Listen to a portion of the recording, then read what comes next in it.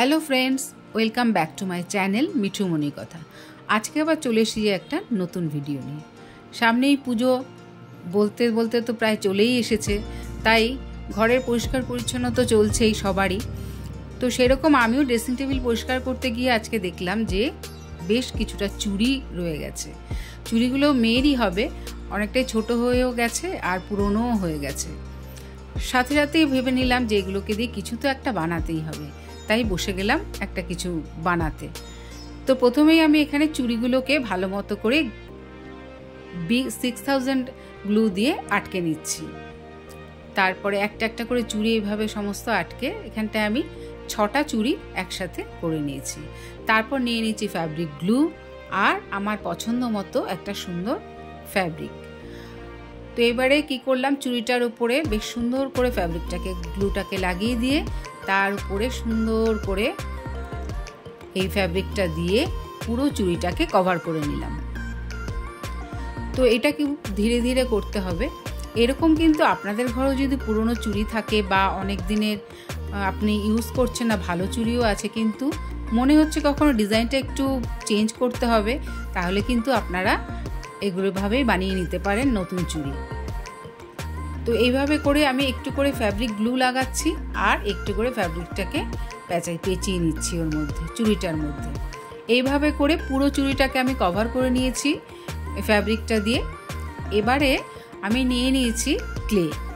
এই ক্লের কাজ তো আপনারা আমার দেখেছেনই, ক্লেটাকে কিভাবে মিক্স করতে হয় সবই আপনাদের জানা আছে। আমার সমস্ত অনেক ভিডিওতে আমি ক্লে জুয়েলারি শেয়ার করছি, সেখানে তো আপনারা দেখেছেনই।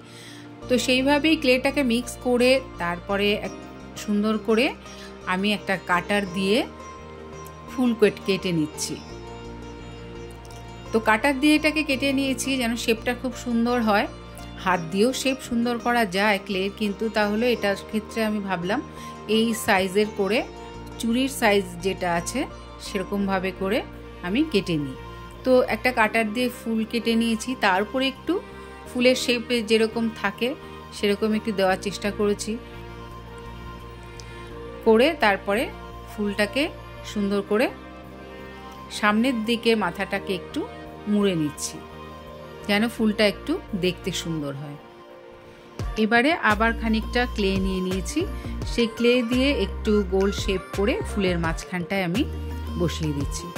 এরকমভাবে আপনারা যেরকম খুশি ফুল বা এর উপরে যদি কোনো রকম অন্যরকম পিসেস আপনারা অ্যাড করতে চান, সিলভার হোক বা গোল্ডেন হোক, যদি আপনার কাছে কোনো ডেকোরেটিভ পিস থাকে সেগুলো দিয়েও কিন্তু আপনি চুড়িটাকে অন্যভাবেও সাজাতে পারেন।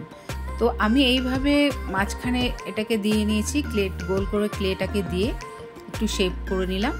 এইভাবে দেখুন আমি 5টা ফুল তৈরি করে নিয়েছি আর সেগুলো খুব ভালো মতো শুকিয়েও গেছে। এখন আবার খানিকটা ক্লে নিয়েছি, নিয়ে এবারে ফ্যাব্রিক গ্লু দিয়ে ক্লেটাকে প্রথমে চুড়ির উপরে বসিয়ে নিচ্ছি।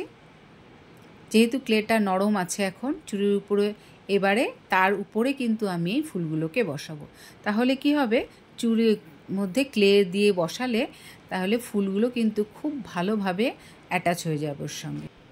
আজকের ভিডিওটা কেমন লাগলো এই পুরনো চুড়ির নতুন রূপ দেওয়াতে, তো সেটা কিন্তু অবশ্যই লাইক কমেন্ট করে জানাতে ভুলবেন না।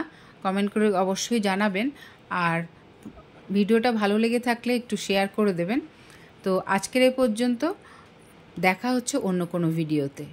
ততক্ষণ পর্যন্ত সবাই ভালো থাকবেন। নমস্কার।